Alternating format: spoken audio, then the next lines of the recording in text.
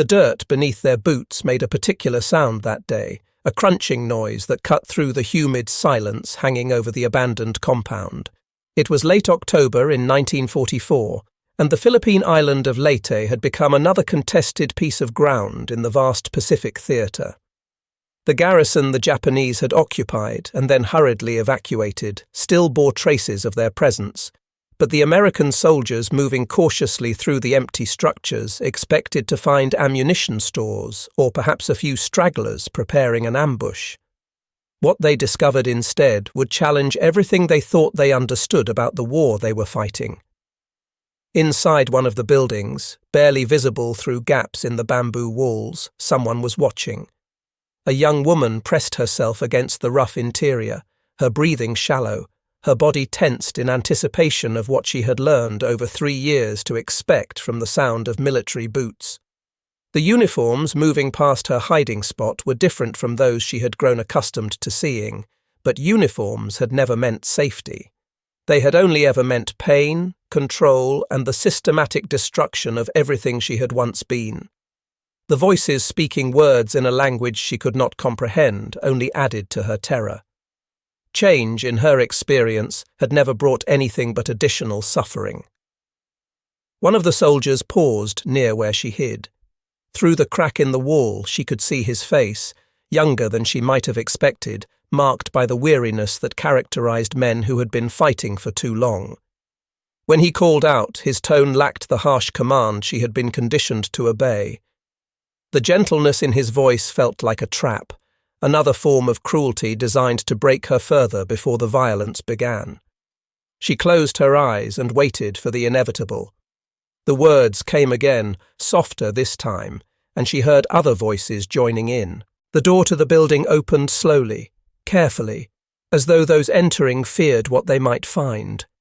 Light flooded the space where she and others like her had been living in shadows. The soldier who spoke first kept his rifle lowered, his hands visible and empty of threat. He repeated himself, and though the language remained incomprehensible, something in the repetition suggested he was trying to communicate safety. She did not believe it. Belief had been beaten out of her long ago. What the Americans uncovered in that compound, and in others like it scattered across Leyte, would expose a machinery of exploitation that had been operating in the shadows of the Japanese military empire for more than a decade.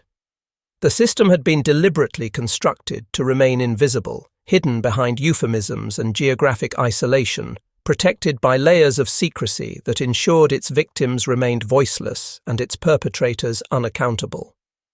The discovery represented not just a humanitarian crisis requiring immediate response, but evidence of an organized crime that had conscripted tens of thousands of women into a form of slavery specifically designed to service military objectives while maintaining plausible deniability about its existence.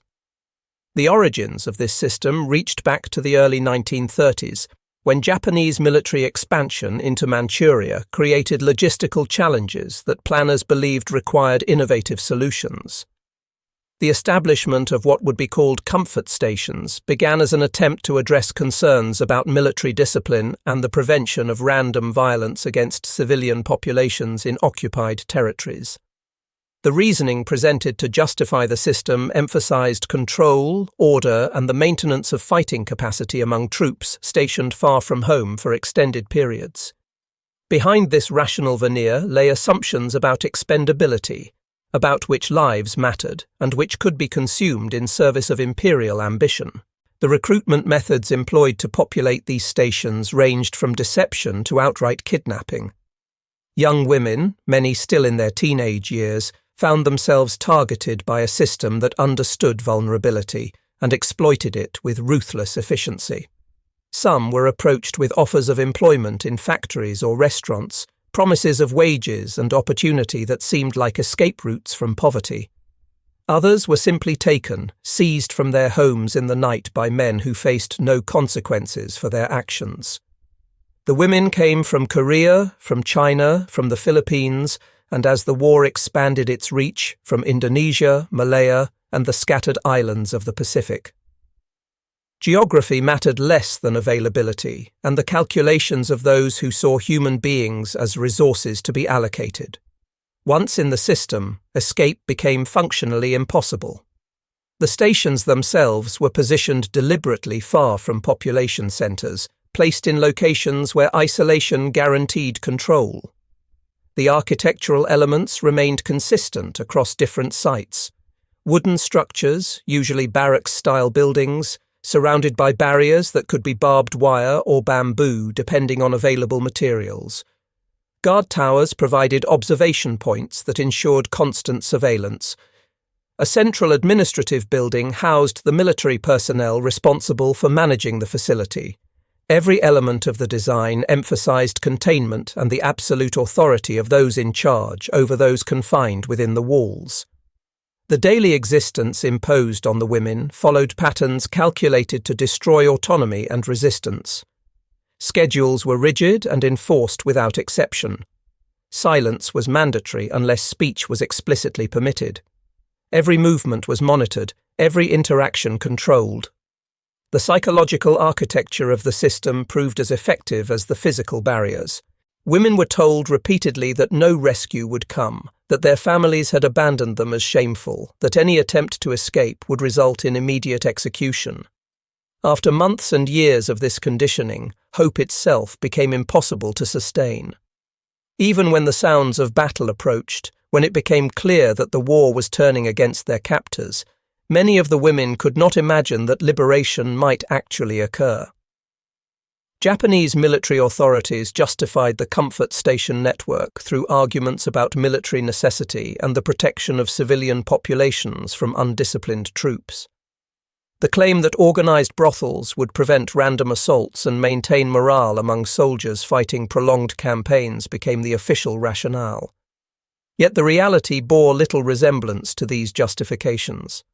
What was presented as a measure to protect became itself an instrument of systematic violation. What was claimed to preserve discipline became an institutionalization of exploitation. The gap between the stated purpose and the lived experience of the women trapped in the system revealed the fundamental dishonesty at its core. As the conflict expanded from the Second Sino-Japanese War into the broader Pacific War, the network of comfort stations grew in parallel with military operations. Every major garrison required its own facility. Cities like Nanjing, Shanghai, and Hankow saw these establishments multiply. By the time the Pacific War reached its peak intensity in the early 1940s, comfort stations could be found everywhere. Japanese military forces maintained a presence, from the frozen territories of Manchuria in the north to the tropical islands of the Solomon Chain in the south. The system had become inseparable from military operations themselves, a shadow infrastructure that followed conquest wherever it led. The mechanisms of control extended beyond physical containment. Women trapped in the stations endured psychological manipulation designed to break their sense of self. They were told constantly that they were worthless, that they had been abandoned, that death was preferable to their current existence, but that death itself would be denied them as long as they served a purpose. The messages were crafted to create helplessness and to eliminate any belief in the possibility of change. Years of such treatment left marks that went deeper than any physical injury. Identity itself became a casualty, eroded by the relentless messaging that reduced human beings to their utility within a system that valued them only for what could be extracted. Official documentation of the comfort station system was deliberately obscured. Records were coded using euphemisms that disguised the nature of the facilities. When documentation existed at all, it often disappeared through systematic destruction as military positions became untenable. Survivors were ordered never to speak of their experiences, threatened with consequences if they broke silence. The shame associated with sexual violence in traditional cultures became another tool of suppression, ensuring that even if women survived their captivity, social pressure would keep their stories buried. The system was designed not merely to exploit, but to erase, to ensure that its crimes would leave no trace except in the traumatized bodies and minds of those who endured it. By 1944, the strategic situation facing Japan had deteriorated dramatically. American submarines had throttled shipping lanes that connected the empire to its conquered territories. Allied bombers were reducing cities to ash. Ground forces were pushing closer to the home islands with each campaign. Yet within the comfort stations scattered across the shrinking perimeter of Japanese control, the routines continued unchanged. The women remained imprisoned, subjected to the same violence and control that had defined their existence for years. For them, the turning tide of war meant nothing unless it reached the walls that confined them. The Philippines campaign represented a critical turning point. General Douglas MacArthur had promised to return to the islands after being forced to evacuate in 1942, and in October 1944 that promise was fulfilled with amphibious landings on Leyte. The Japanese garrisons defending the island found themselves outnumbered and outgunned. As American forces advanced inland, Japanese commanders made the calculation that their positions were no longer tenable. They ordered retreats, abandoning the installations they had occupied. In their haste to escape, they left behind everything that might slow their movement, including the women they had claimed were essential to military morale. The abandonment was perhaps the final evidence of how the comfort station system had always viewed its victims as disposable.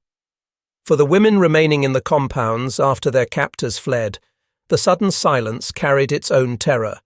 Abandonment did not immediately register as liberation. Years of conditioning had taught them that soldiers always returned, that escape was impossible, that hope was a delusion. The absence of their usual guards could easily be a prelude to mass execution, a final erasure of witnesses. They had no way of knowing that the sounds of battle approaching from the east represented forces that might respond to their existence differently than their captors had. The possibility of rescue existed outside their capacity to imagine it. The American soldiers advancing through the Philippine countryside expected to encounter resistance at every turn. Their training had prepared them for ambushes, booby traps, and desperate last stands by defenders who had been taught that surrender meant dishonor. When they reached compounds that appeared to be military installations, they approached with caution, weapons ready, expecting contact. What they found instead defied every expectation. Lieutenant Colonel Robert Hayes, leading elements of the 32nd Infantry Regiment, was among the first to encounter the reality hidden behind the walls of what he had assumed was a minor enemy position. The compound near Tacloban showed signs of recent occupation, but no evidence of defensive preparations. Rice was scattered across floors where meals had been interrupted. Buildings that should have housed soldiers stood empty. The silence felt wrong, charged with a tension that combat veterans recognized as the prelude to violence. Hayes ordered his men to search methodically, clearing each structure. In the rear of one wooden building, they heard movement that suggested someone hiding. The door resisted initially, then gave way. What lay beyond stopped the soldiers in their tracks. Women occupied the space, dozens of them, pressed into corners and against walls in postures of absolute submission. Their physical condition was shocking even to men who had witnessed the aftermath of brutal combat. Malnutrition had reduced bodies to skeletal frameworks. Clothing hung in rags. Faces bore expressions that communicated terror and resignation in equal measure. When the American soldiers appeared in the doorway, the women's reaction was not relief, but increased fear. They bowed their heads, avoiding eye contact, bodies tensing in anticipation of violence. For a moment that seemed to stretch impossibly long, neither group moved. Hayes and his men were combat infantry, trained for entirely different challenges than the humanitarian crisis confronting them. They lowered their weapons instinctively, recognizing that these women posed no threat and were themselves in desperate need of help. But how to communicate safety across language barriers and the gulf of trauma became the immediate challenge. Hayes called for medics and ordered his men to give the women space, to avoid crowding them or making movements that might be interpreted as threatening. The soldiers found themselves in a situation their training had not prepared them for, requiring patience and gentleness in the midst of a combat zone. The reports that reached division headquarters carried a tone of disbelief. These were not Filipino civilians caught in the crossfire. They were not captured military personnel. The women came from Korea, from China, from territories across occupied Asia. Their presence in a Japanese military compound raised questions that demanded answers. What system had placed them there? How had they come to be trapped in this remote location? The officers receiving these reports struggled to comprehend the implications, even as they ordered immediate medical support and evacuation procedures. Private Daniel Martinez, one of the first soldiers to enter the building, later tried to describe what he witnessed in those initial moments.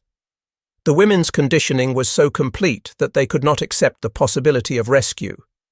When he attempted to offer food, the woman nearest him flinched as though expecting the offering to be a pretext for harm. When he tried to help someone stand, she recoiled, convinced that kindness was impossible and that any interaction with a soldier could only end in pain.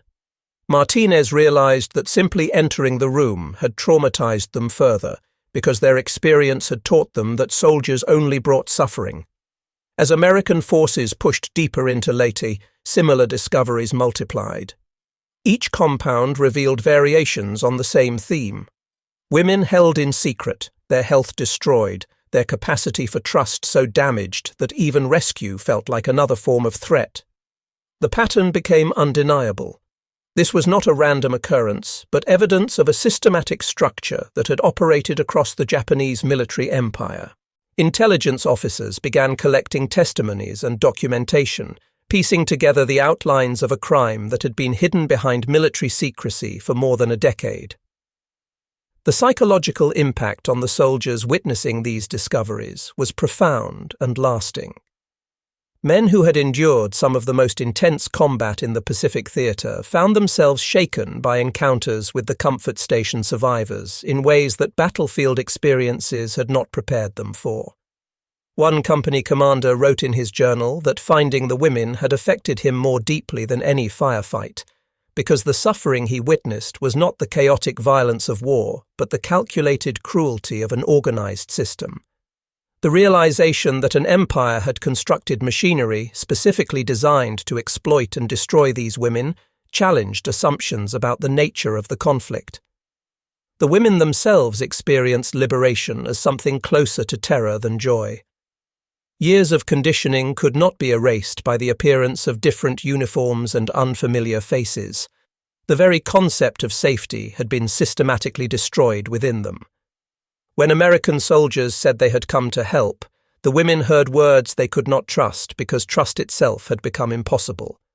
The process of convincing them that rescue was real, that they would not be harmed, required time and patience that the ongoing military campaign did not easily allow. Medical personnel found themselves facing challenges unlike any they had encountered in conventional combat medicine.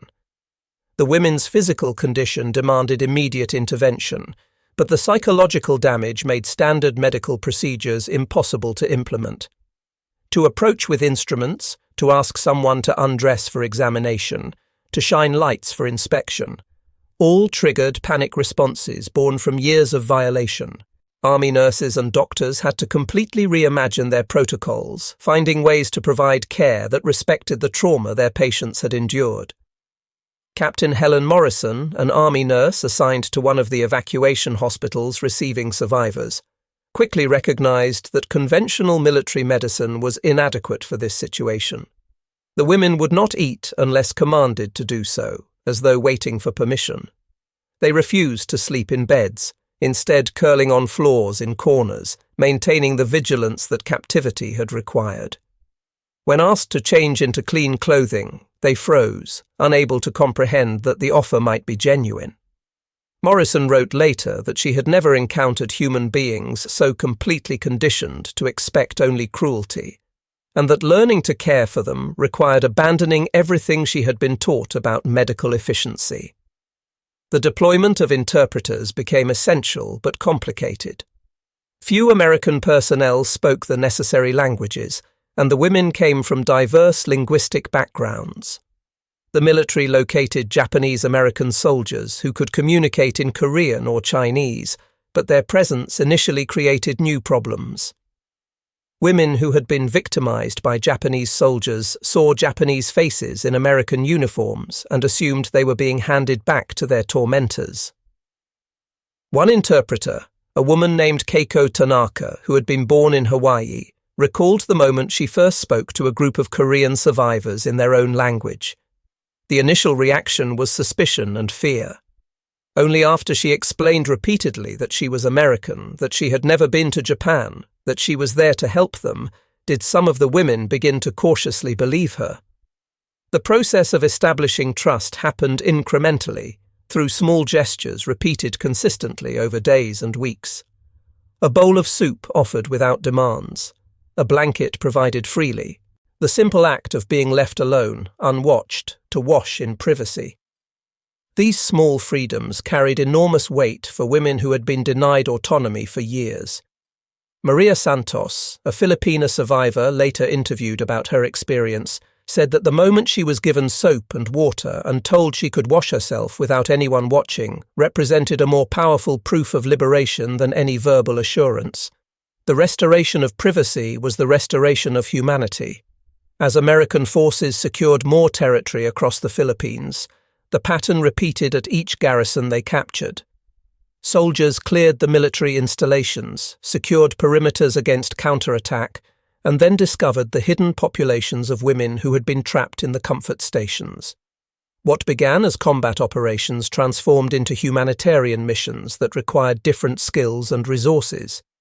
Evacuation hospitals were reorganized to accommodate survivors who needed specialized care.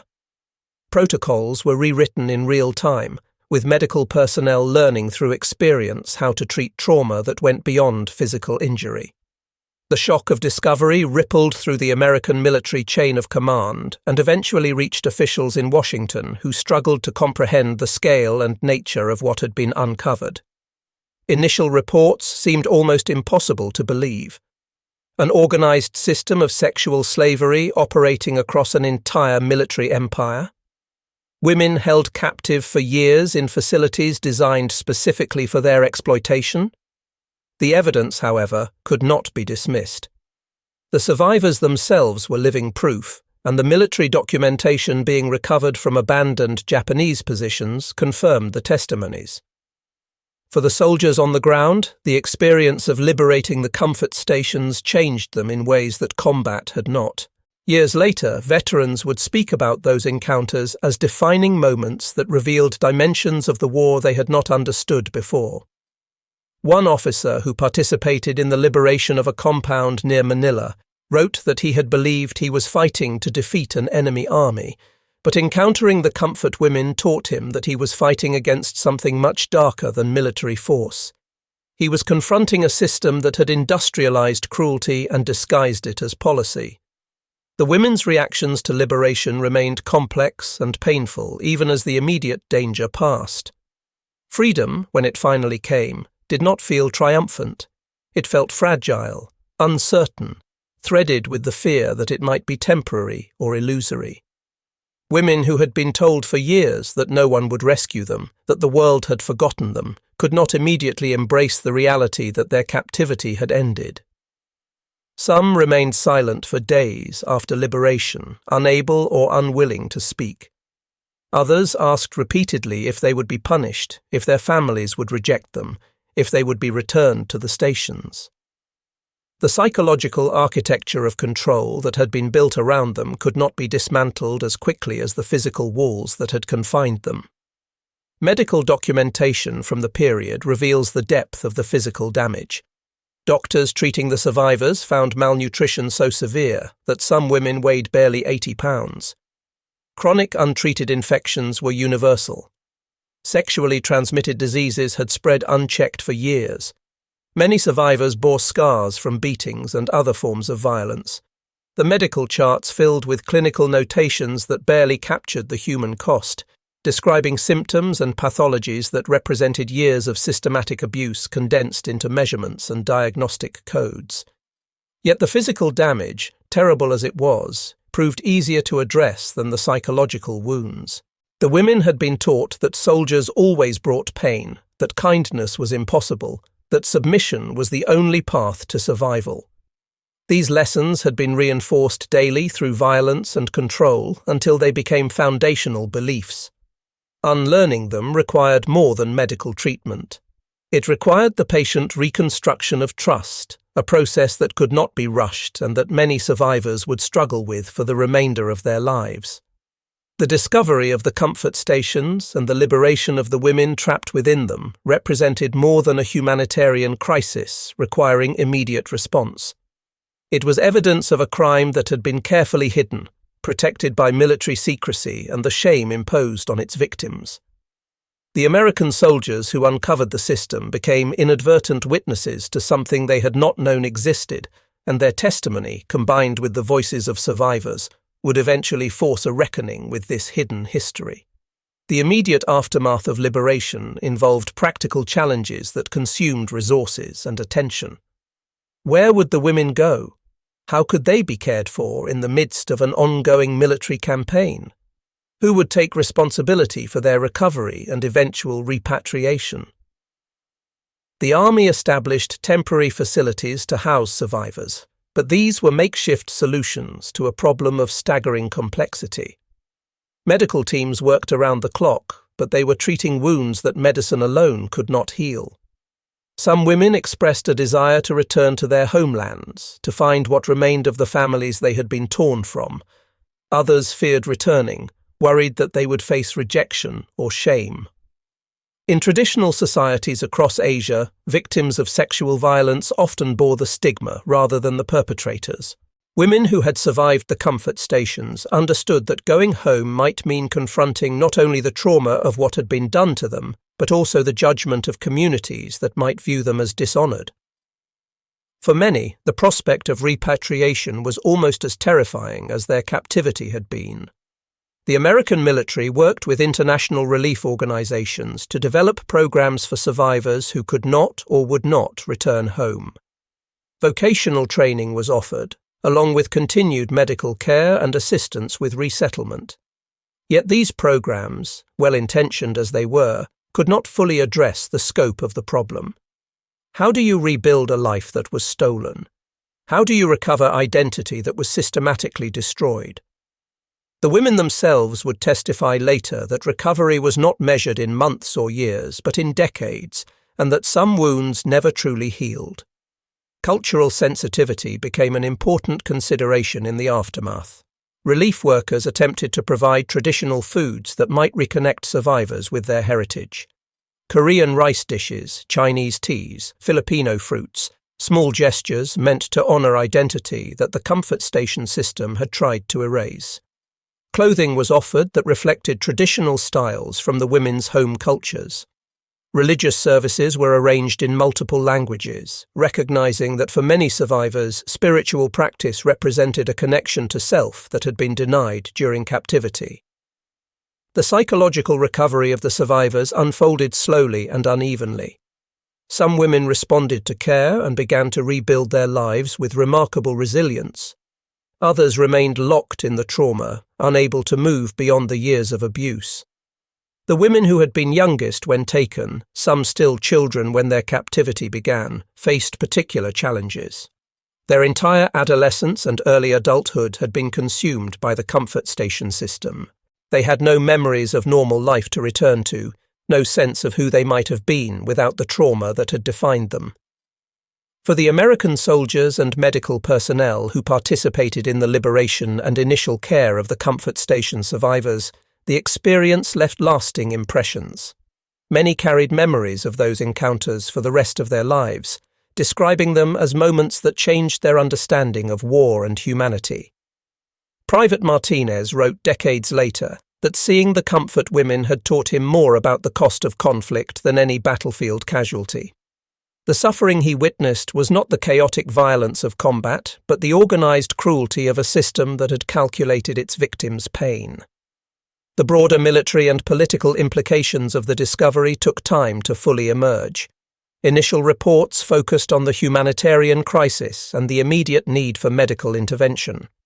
But as intelligence officers compiled testimonies and documentation, the outlines of a much larger story became clear.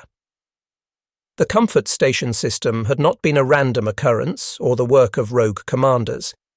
It had been a deliberate policy, organised at high levels of military planning, sustained over more than a decade, and hidden behind layers of euphemism and secrecy. The evidence recovered from abandoned Japanese installations included documents that confirmed the systematic nature of the program, requisition orders for the establishment of comfort stations, transportation manifests showing the movement of women from occupied territories to military garrisons, medical records tracking the health of comfort station workers with the cold bureaucratic language of administration. These documents revealed that the system had been managed with the same organizational rigor applied to any other aspect of military logistics. The testimonies of survivors provided the human dimension that official documents could never capture. Women described being deceived with false promises of employment or simply taken by force from their homes. They recalled the journey to the comfort stations, often transported by ship or truck to remote locations they did not recognize. They spoke of the compounds where they were held, describing the barracks, the guard towers, the walls that made escape impossible. And they described the daily reality of life in the stations, the routine violence, the constant surveillance, the systematic destruction of hope. What emerged from these testimonies was a portrait of a system designed not merely to exploit but to dehumanize. The comfort station structure stripped women of their names, replacing them with numbers. It separated them from their language and culture, surrounding them with guards they could not communicate with. It denied them privacy, autonomy, and any sense of control over their own bodies. The system was not accidental cruelty, but calculated abuse, refined over years to maximize control while minimizing the possibility of resistance or escape. The liberation of the comfort women occurred against the backdrop of a wider war that was far from over. While medical teams worked to care for survivors and intelligence officers documented evidence of the comfort station system, combat continued across the Pacific. The Philippines campaign consumed months of brutal fighting. Islands were invaded, defended, and captured at enormous cost. The war's momentum was clearly shifting against Japan, but the Empire's forces continued to resist with desperation that made every advance a battle. In this context, the comfort station revelations competed for attention with more immediate military concerns. Commanders focused on operational objectives, on the next island to be taken, on the grinding advance toward Japan itself. The survivors became one more category of displaced persons in a war that had created millions of refugees and casualties. Their suffering, as profound as it was, risked being submerged in the larger tragedy of global conflict. Yet, for those directly involved in the liberation and care of the comfort women, the experience could not be set aside. Nurses like Captain Morrison found that caring for the survivors changed their understanding of what it meant to heal. Medical treatment addressed symptoms, but true healing required recognition of the full scope of what had been done. It required acknowledging that these women were not simply casualties of war, but victims of a specific crime, one that deserved to be named and condemned. The soldiers who first entered the comfort stations and witnessed the conditions inside carried those memories with them through the remainder of the war and beyond. Some wrote letters home trying to describe what they had found, struggling to put into words experiences that defied easy explanation. Others kept journals, recording details they feared might otherwise be lost or dismissed as exaggeration. These personal accounts would later provide historians with invaluable primary source material about the liberation and its immediate aftermath. As 1944 turned to 1945 and the war entered its final phase, more comfort stations were discovered across the territories being liberated from Japanese control. Each revelation added to the growing body of evidence about the system's scale and organization. The stations were found in Burma, in the Dutch East Indies, in Malaya, in the Pacific Islands, everywhere the Japanese military had established a presence. The pattern was unmistakable. This had been an empire-wide program, implemented across vast geographic distances with consistent methodology. The end of the war in August 1945 brought both relief and new complications for comfort station survivors. Japan's surrender meant that the immediate danger was past, but it also meant that attention shifted rapidly to demobilization, occupation, and reconstruction. The survivors risked becoming forgotten in the rush to move forward, their suffering relegated to the category of unfortunate but unremarkable wartime tragedy. Some women simply disappeared into the chaos of the post-war period, choosing anonymity over the difficult process of seeking recognition or justice. Others began the long journey home, returning to Korea, to China, to the Philippines, with hopes of reuniting with families and rebuilding lives. These returns were often bittersweet. Some women found their families had survived and welcomed them back. Others discovered that parents had died, homes had been destroyed, communities had been scattered. And many faced the additional burden of stigma, as cultural attitudes about sexual violence meant that survivors were sometimes viewed as shameful rather than as victims deserving of sympathy and support. The Allied occupation of Japan created opportunities to document and investigate war crimes, including the comfort station system. Military tribunals were convened to try Japanese officials and military officers for various offences. Evidence about the comfort stations was presented, and some perpetrators faced prosecution. Yet the full scope of the system and the experiences of its victims did not receive the attention many survivors and their advocates believed it deserved.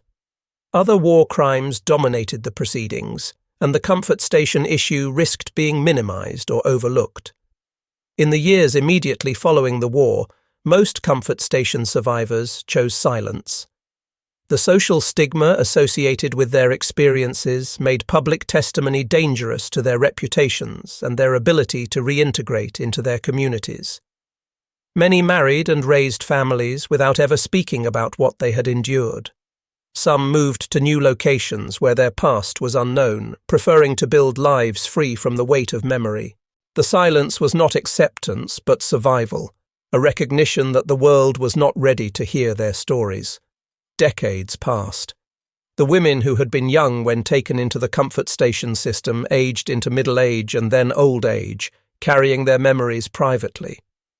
Some experienced psychological difficulties throughout their lives, struggling with trauma that had never been properly addressed.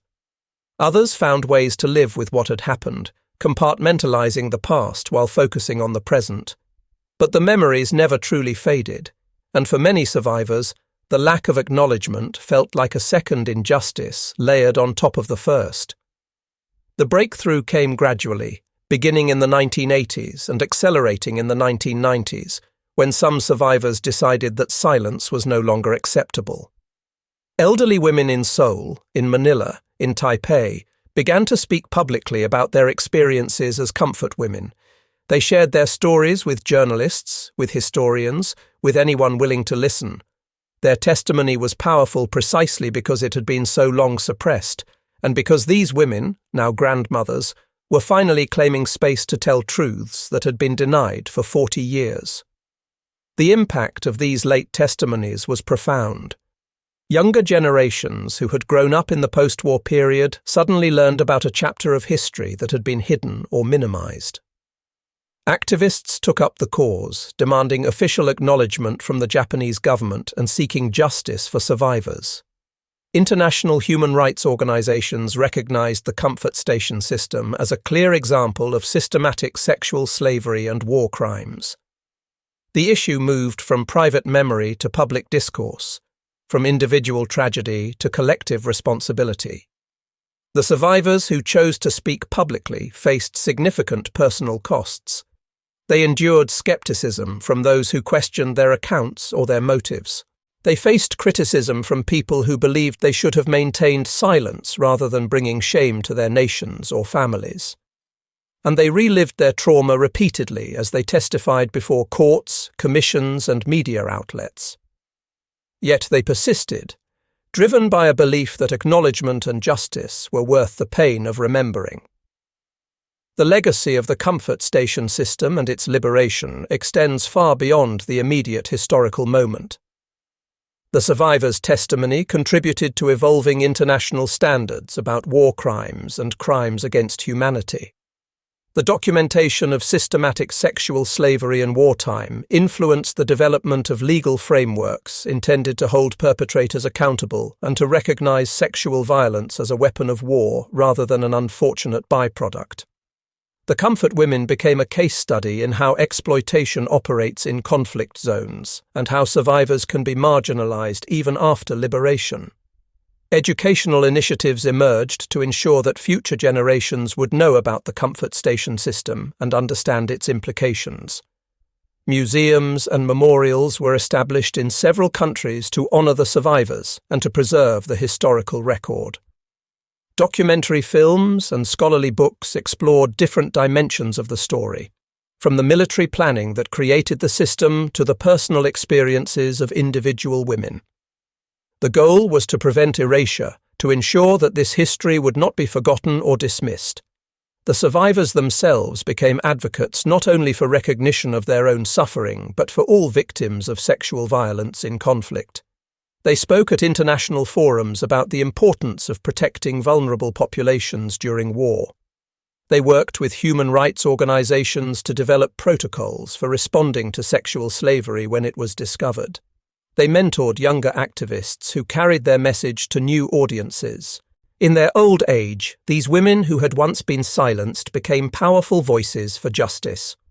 The political dimensions of the comfort station issue remained contentious decades after the war ended. Debates about official apologies, about compensation for survivors, about how history should be taught in schools, all became flashpoints in international relations. Some argued that the focus on historical grievances prevented reconciliation and forward movement.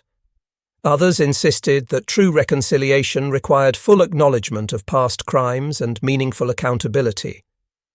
The survivors found themselves at the center of these debates, their experiences politicized even as they sought simple recognition of what had been done to them. Despite the controversies and challenges, the core truth remained undeniable. The comfort station system had existed.